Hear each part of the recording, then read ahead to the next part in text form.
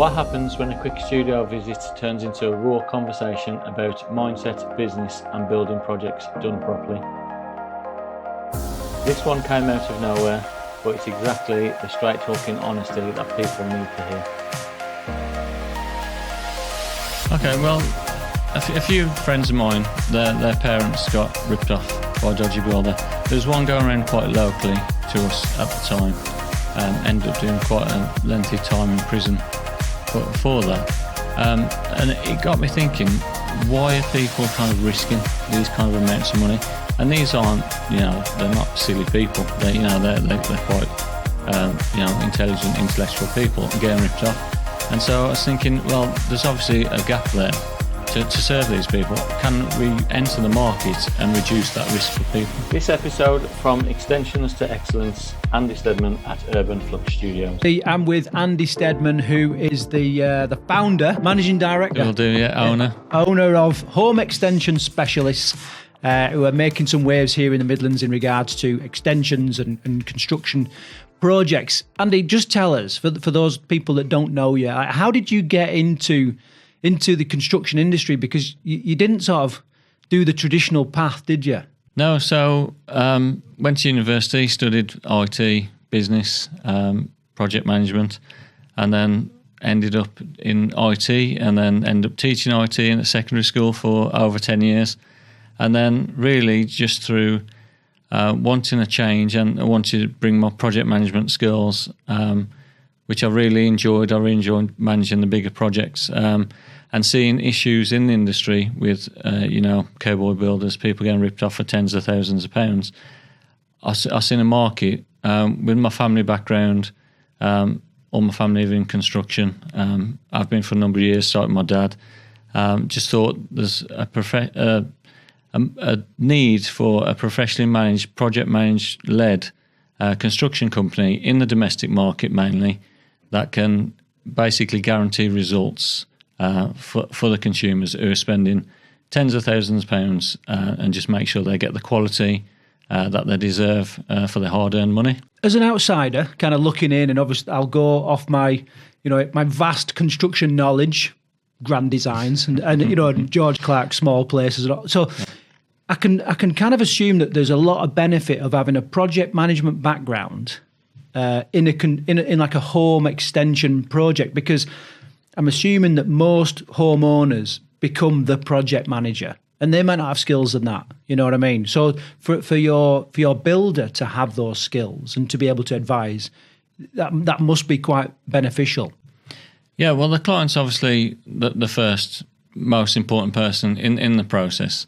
So a lot of times they haven't. It's a one-off project and extension for a lot of people, unless you're a property developer or something like that. It's something you do maybe once. So knowing how to project manage that is almost impossible or unrealistic to expect that someone's got that kind of knowledge to run a tens of £1,000 project and know all the moving parts within that. So yeah, the homeowner can't be almost expected to do that. And then also we've got the builders who also probably haven't got project management experience. So they're then trying to manage all the moving parts, and sometimes that falls down. So that's where I come in, where, with the project management experience, you can make sure all the moving parts are in the right place and in the right order to make sure that project runs smoothly, on time, cost and quality, and they get the outcome that they desire. We're gonna dive into some cowboy builder stories in a minute, which I'm sure people watching this will want to hear about. But before I do that, the project management skills, that's an obvious gimme, easy.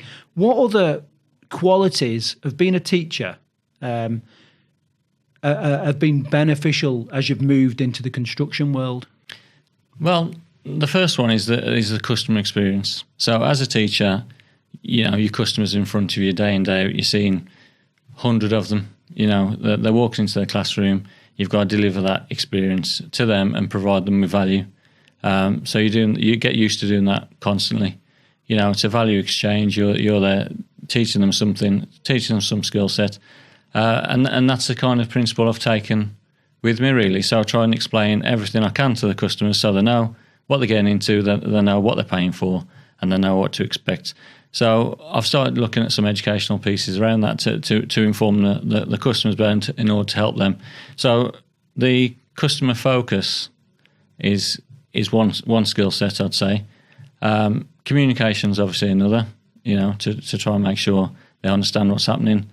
I'm sure there's many others that I've crossed over to help. If I just read back to you what you're talking about there, it sounds a lot like a very powerful world in business and whatever, and that's transparency. Yeah. Do you think there's a lack of transparency in the construction world?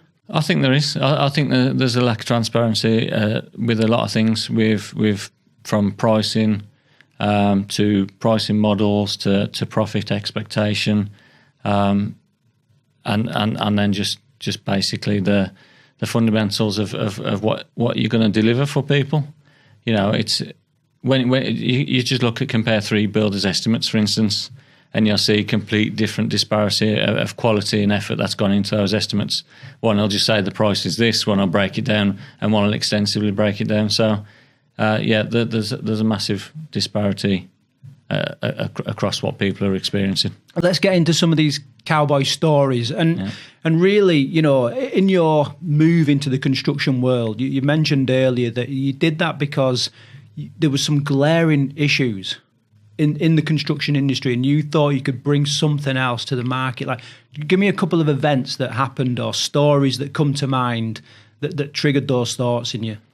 Okay, well, a few friends of mine, their parents got ripped off by a dodgy builder. There's one going around quite locally to us at the time. Ended up doing quite a lengthy time in prison for that. And it got me thinking, why are people kind of risking these kind of amounts of money? And these aren't, they're not silly people. They're quite, intelligent, intellectual people and getting ripped off. And so I was thinking, well, there's obviously a gap there to serve these people, and it's them taking risks not because they have to, not because they want to, but because they have to, because there's only so many builders out there, and they're having to take a risk. So it's like, can we enter the market and reduce that risk for people? I mean, surely there's some kind of like protection, like, straight away I'm thinking like planning office, building control, you know what I mean? Even like the fire marshals and stuff like that. Surely there's stops and I don't know what the word is, but you know what I mean? Things to protect people. Is that not right? For the clients, there's very little protection from the cowboy builders, from poor projects. So from the vetting stage, there's not real. I think the industry should be highly vetted. I think there should be a way of differentiating one building company to another, whether that's credentials or like what building control are going through at the moment. They're going through a re-regulation, so all building control officers had to re-register and re-examine. I think there should be those kind of checks come in. Health and safety have took over building control, basically. So they made them do that. I think the same scrutiny should come with builders.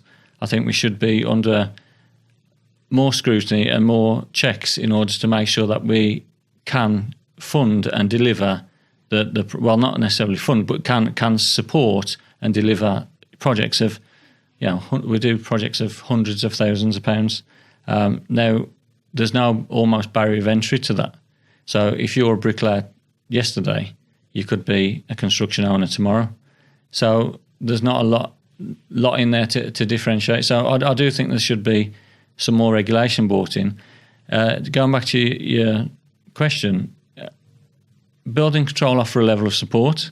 So that's why they're there. So there's certain projects have to have building control. But in terms of anything going wrong, they're only so far liable, So if there's a major disaster, because they're not there 24/7, there's no liability on them to help and put that situation right. They're there to check. They're not there to put it right. So that leaves the homeowner in these situations very vulnerable to losing potentially a lot of money.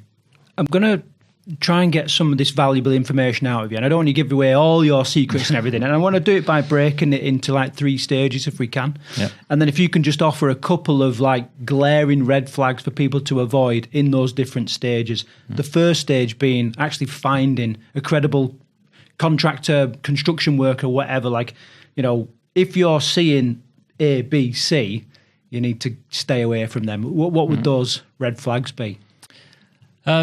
Not appearing online.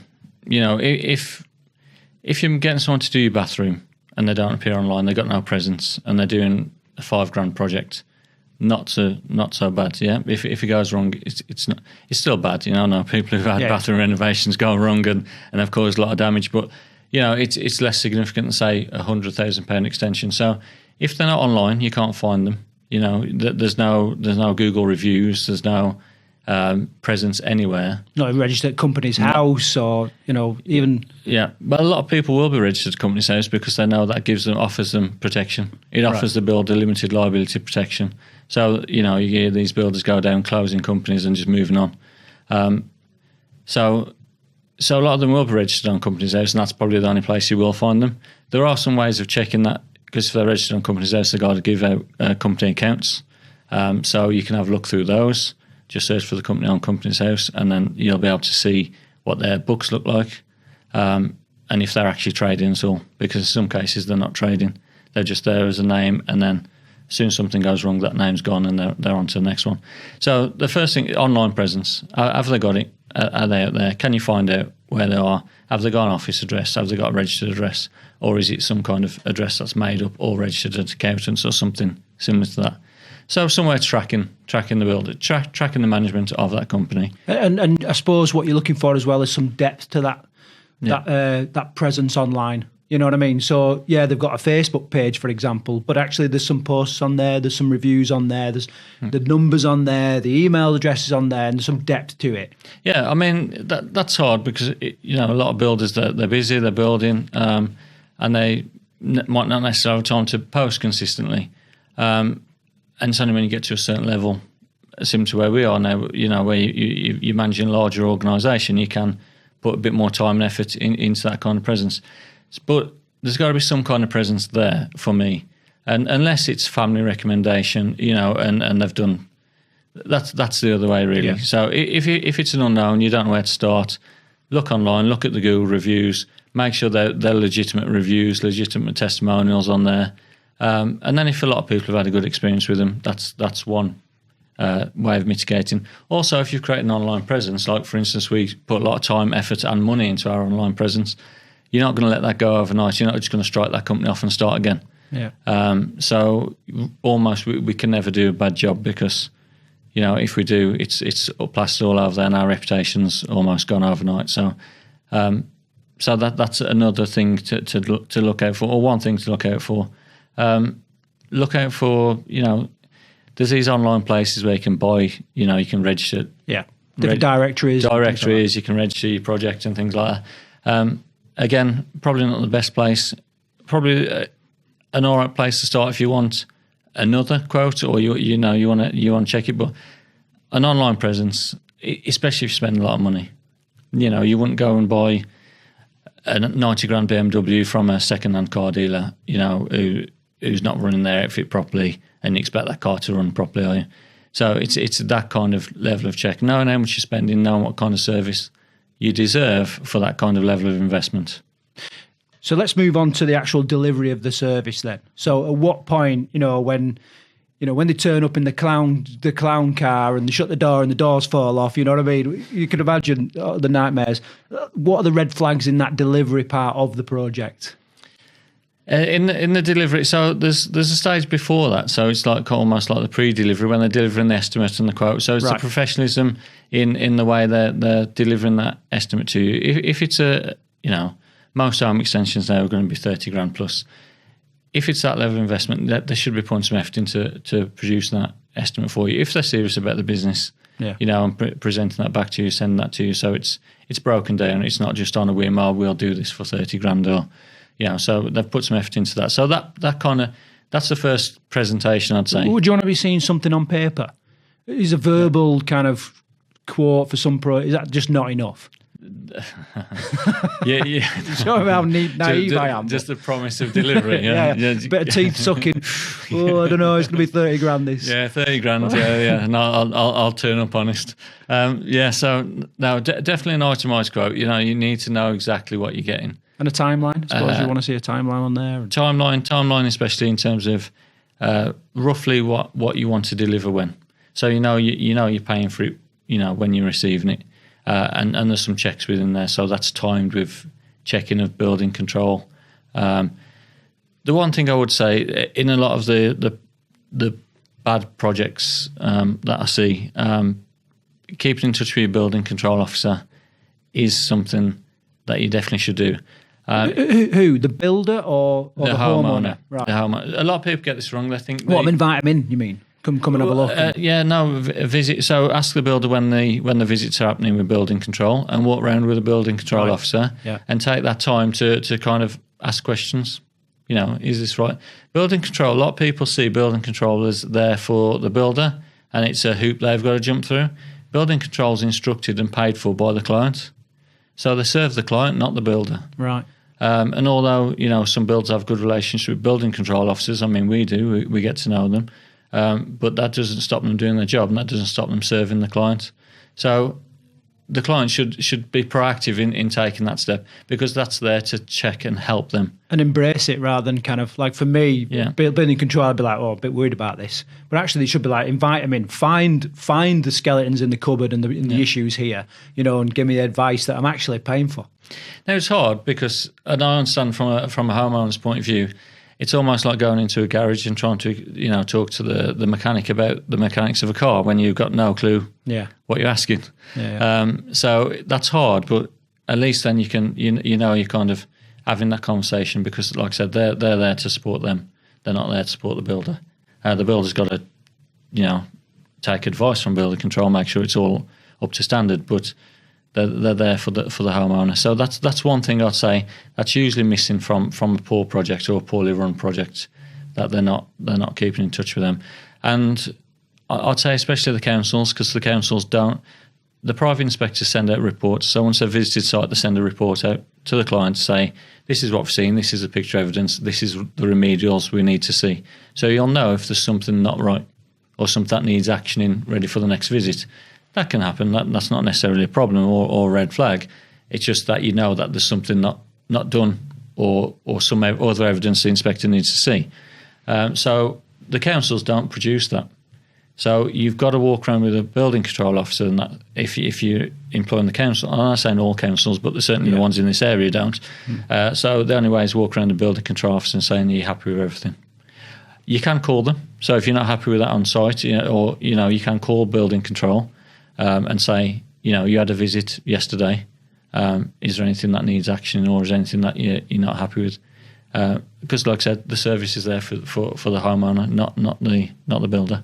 Sounds like a bit of a mind shift required in terms like building control, and embracing them as advisors rather than just, they're going to slow the project down. Ultimately, they're going to cost me more money.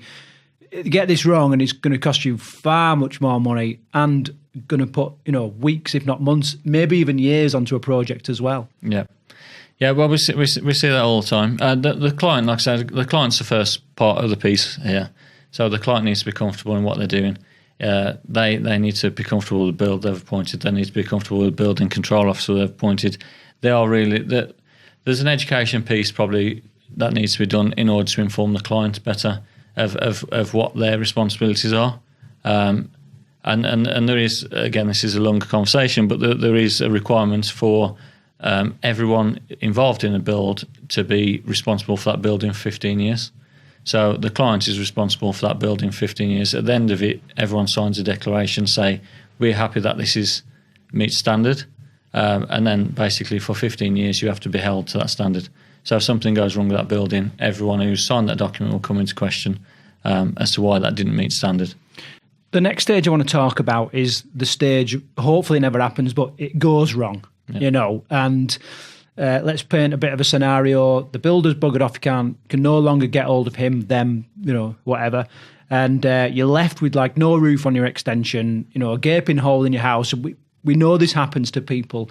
What's your advice there? Like, where do they turn? What do they do? And I know you've only got 5 minutes to answer this, but just some general ideas, I'm sure will help somebody. Yeah, it's very difficult at that point. Very, very difficult. I mean, I'm getting calls every week with someone whose project's going wrong, and in all honesty, it's quite heartbreaking and soul destroying, because how do you help at that point? The only thing that's going to help is find a decent builder and then pumping out another load of money after good money after bad and get that fixed. There literally is nothing else you can do at that point. So the answer is not to get there in the first place. Now, that's hard because, like I said, there's a lot of people out there taking risks, maybe because they have to, maybe they're not well served in the market or whatever reason that is. But on a weekly basis, it's worse than I ever imagined when I came into the industry. There is a lot of bad projects out there. There's a lot of wasted money. I don't want to highlight that too much because obviously, I came in here as a positive, wanting to help, but unfortunately, it does go wrong. So, in order to answer your question, I mean, it's quite difficult. I mean, I don't know. There needs to be like a remedial company or something that will go in and clean up after a cowboy. But as far as I'm aware, that doesn't exist. I mean, we go to projects weekly now, I would say, and take a look. But there's only so much you can do. You know, you've got to undo. Sometimes you've got to undo some really bad things. Lately, undo really poor installation of underfloor heating. Drainage wrong, that's underneath and through the footings. I mean, what do you do at that point? It's got to be ripped out. And you can only sort of guess the amount of disruption that family probably, is going to face. It's not just the family, it's usually the wider family as well, because at that point everyone has to rally around to try and get this thing done. It makes people physically and mentally ill, going through these. So, like I said, this is why my education background makes me want to kind of do things like this and get some information out there to help people not be there in the first place, because that's really the only real answer I can give is just try your best not to be there, because it will affect everybody and it will affect life. Just going back to your company then, the Home Extension Specialists Limited. Yep. If you could summarise the way people would, or you want people, the way you want people to look at you, your company, and the work you do, what 3 words would you say you'd want people to use? 3 words, okay. Better get this right. Firstly, care. I'd say care. Care for them as families, as individuals, as people spending a lot of money. Sometimes once in a lifetime money, remortgage money, family money. Care for them, the project, and what they're trying to achieve, and then professionalism. Bring that. Going back to project management and everything, every person who's on site is professional. So care for them, care for the environment, care for the house, professionalism in the project and the quality that we produce, and one more, relationships. Yeah, that's really important to me. Like throughout, the podcast I'm going to release is called Building to Last, and that's not just the buildings, that's the relationships. We have good relationships with our clients, with everyone we meet, suppliers, and that's the important thing for us. So care, the professionalism, the quality, and also the relationships. Andy, I'm sure anyone that's watching this and listening to this, that'll be music to their ears and like a breath of fresh air, especially if they have been, burnt in the past. So thanks for joining me today, and good luck as you move forward. And if anybody has got any questions or want to get in touch with Andy, then you can check him out online, Home Extension Specialists Limited. Okay, and you can take it from there. Any final words, Andy? No, take care, and thanks for letting us come down, because the studio you've got here is amazing, and I've really enjoyed it. The setup's great, and I look forward to collaborating in the future. Brilliant. Cheers. Thank you very much. If you've got a question that you want covered, send it over. We'll be happy to take a look, and we'll hopefully cover it on the next one. If you enjoyed this episode, make sure you follow the podcast, because we've got more lessons, more conversations, more real talk coming up.